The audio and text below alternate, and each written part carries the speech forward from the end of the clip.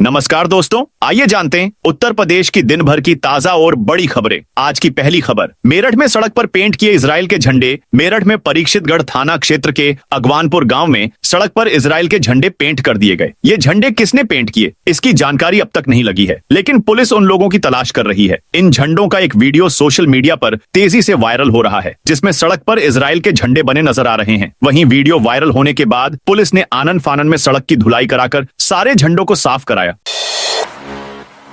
मथुरा में मुसलमान दुकानों पर लिखे नाम। कश्मीर के पहलगाम में हुए आतंकी हमले के बाद हर दिन अलग अलग तरह से प्रदर्शन किए जा रहे हैं। शनिवार को मथुरा के वृंदावन में साधु संत और धर्माचार्यों ने प्रदर्शन किया। बांके बिहारी जी मंदिर में किए गए प्रदर्शन में धर्माचार्यों ने मुस्लिम दुकानदारों को चेतावनी दी कि वह जल्द से जल्द अपनी दुकान पर अपना नाम लिखें। ऐसा न करने पर वह दुकान को हरे रंग से पेंट कर देंगे।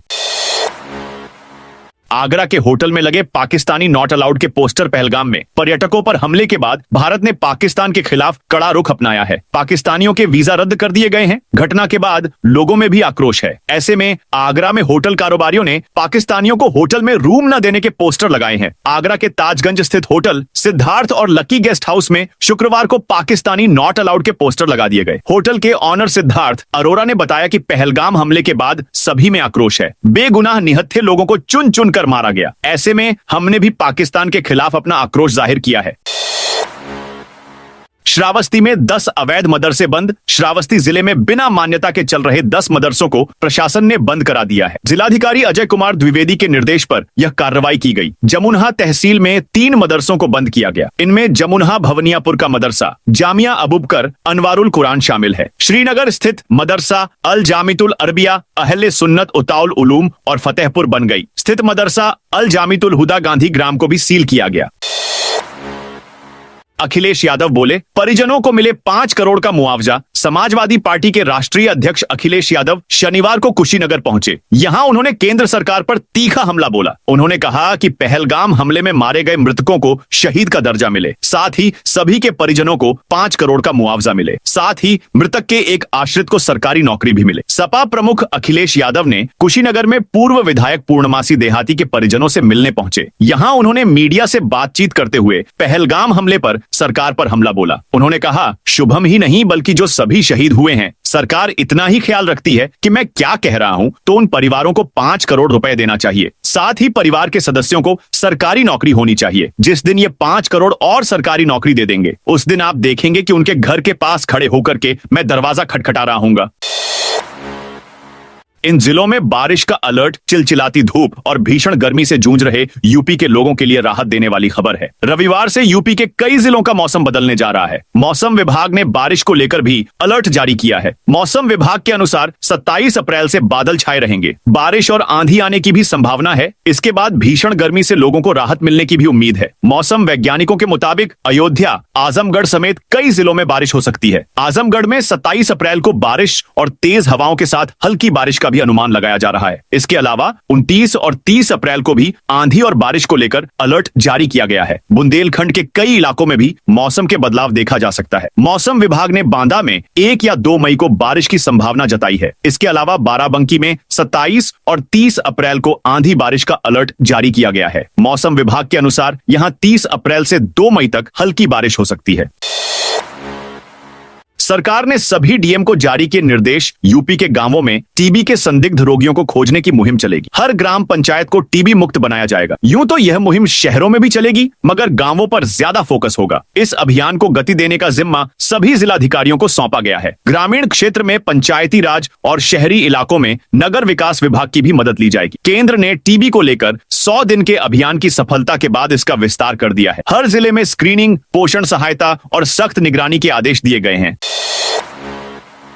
यूपी में पाकिस्तानी नागरिकों का पता लगा रहा खुफिया तंत्र। जम्मू कश्मीर के पहलगाम में आतंकी हमले के बाद प्रयागराज में अलर्ट जारी कर दिया गया है। महाकुंभ से पहले प्रयागराज में विजिट वीजा लेकर आए 21 पाकिस्तानी नागरिकों के बारे में खुफिया विभाग जानकारी जुटाने में लगा है। वहीं 4 पाकिस्तानी नागरिकों के शॉर्ट टर्म वीजा लेकर आने की भी जानकारी मिली है। पुलिस सभी 35 पाकिस्तानियों की टोह लेने में जुटी है। साथ ही यह भी पता लगाया जा रहा है कि इसमें से कितने पाकिस्तानी लौट चुके हैं।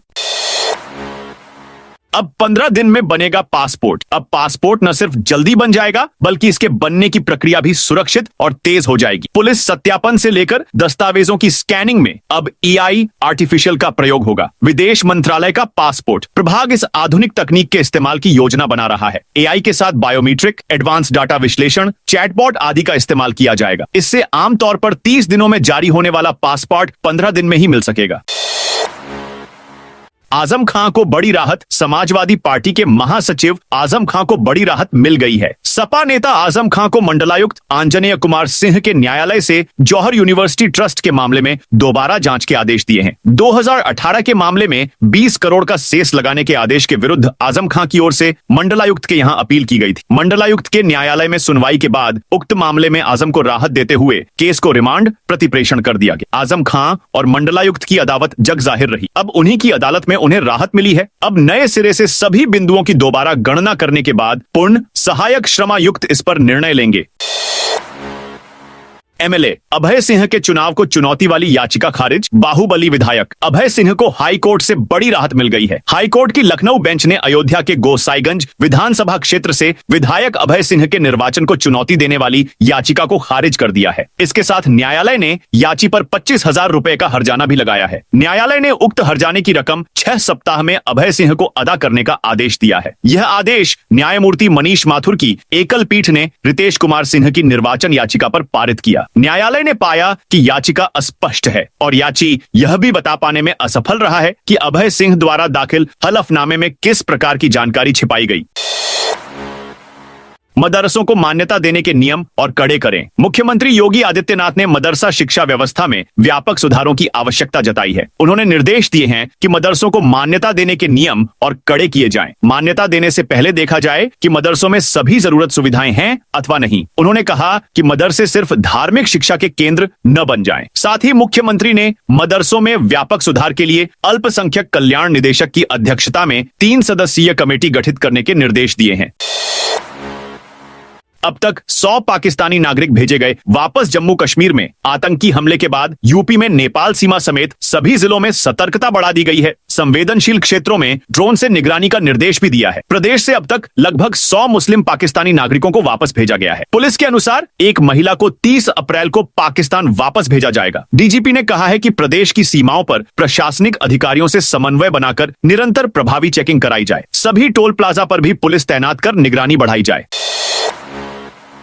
निराश्रित महिला पेंशन की हर लाभार्थी का सत्यापन कराएगी यूपी सरकार निराश्रित महिला पेंशन योजना की सभी लाभार्थियों का सघन सत्यापन कराएगी। सत्यापन के दौरान मृतक एवं अपात्र लाभार्थियों की पेंशन तत्काल प्रभाव से बंद कर दी जाएगी। पात्र लाभार्थियों को समय समय पर भुगतान की जाने वाली धनराशि के संबंध में मोबाइल पर संदेश भेजा जाएगा। एक बयान के मुताबिक प्रमुख सचिव महिला कल्याण लीना जौहरी ने इस संबंध में सभी मंडलायुक्तों और जिलाधिकारियों को आदेश जारी किया है। उसमें सत्यापन का काम 25 मई तक हर हाल में पूरा करने के लिए कहा गया है। निराश्रित महिला पेंशन योजना के तहत लाभान्वित महिलाओं का आधार प्रमाणीकरण भी अनिवार्य किया गया है।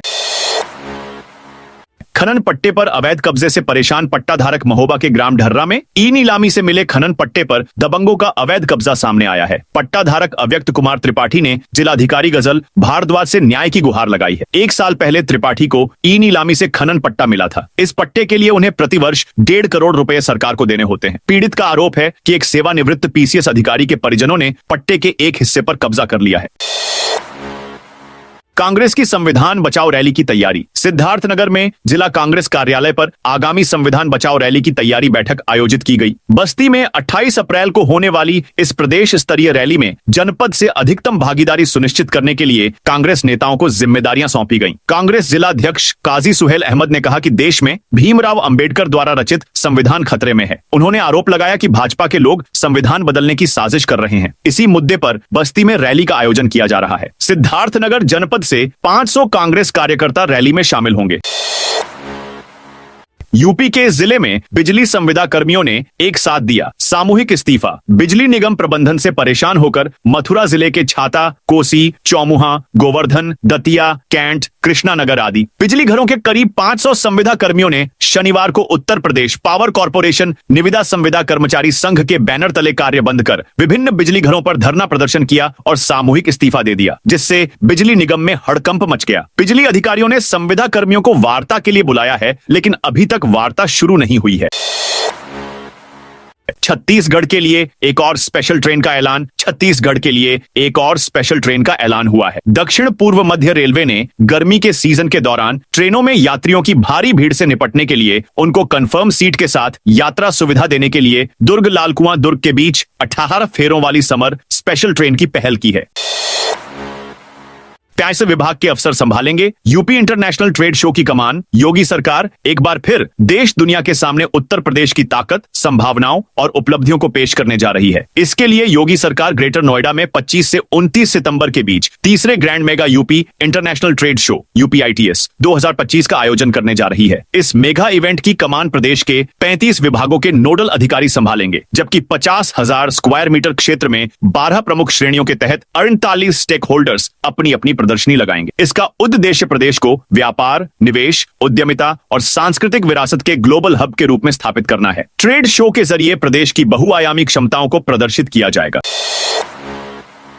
सीएम योगी गंगा एक्सप्रेसवे के निर्माण कार्य का करेंगे निरीक्षण। मुख्यमंत्री योगी आदित्यनाथ रविवार 27 अप्रैल को गंगा एक्सप्रेसवे के निर्माण कार्य का निरीक्षण करेंगे। यह परियोजना उत्तर प्रदेश के इतिहास की सबसे बड़ी और महत्वाकांक्षी बुनियादी ढांचा परियोजनाओं में से एक है। पहले यह निरीक्षण 28 अप्रैल को प्रस्तावित था, लेकिन अब यह रविवार 27 अप्रैल को निर्धारित किया गया है। मुख्यमंत्री 3 जिलों हरदोई, शाहजहांपुर और हापुड़ में एक्सप्रेस निर्माण की जमीनी स्थिति का जायजा लेंगे। बता दें कि योगी सरकार उत्तर प्रदेश को इंफ्रास्ट्रक्चर, निवेश और रोजगार के क्षेत्र में देश का अग्रणी राज्य बनाने को लेकर पूरी तरह प्रतिबद्ध है। गंगा एक्सप्रेसवे परियोजना पर सीएम योगी का विशेष फोकस है और उनका प्रयास है कि जल्द से जल्द यह परियोजना पूर्ण हो, ताकि व्यापक पैमाने पर प्रदेशवासियों को इसका लाभ मिल सके। यूएस और चीन के टैरिफ वॉर को अवसर बनाएगी योगी सरकार। अमेरिका, यूएसए और चीन के बीच जारी टैरिफ वॉर को योगी सरकार खुद के लिए अवसर बनाने की तैयारी कर रही है। वैसे तो दुनिया के 2 शक्तिशाली देशों के बीच अपने अपने वर्चस्व के लिए शुरू टैरिफ वॉर पूरे देश के लिए एक मौका है। योगी सरकार द्वारा कानून व्यवस्था, वैश्विक स्तर की बुनियादी सुविधाओं, एक्सप्रेसवे, सामान्य एवं इंटरनेशनल एयरपोर्ट, अंतर्राज्यीय जलमार्ग का विस्तार, भरपूर मानव संसाधन के नाते सस्ता श्रम, सूक्ष्म लघु एवं मध्यम उद्योग MSSI को बढ़ावा देने के कारण उत्तर प्रदेश की संभावनाएं अन्य राज्यों की तुलना में बढ़ जाएंगी। सरकार इन संभावनाओं को हकीकत में बदलने का संभव प्रयास भी कर रही है। सरकार नई निर्यात नीति लाने जा रही है। इसमें इन्वेस्ट यूपी को और प्रभावी एवं पारदर्शी बनाया जाएगा।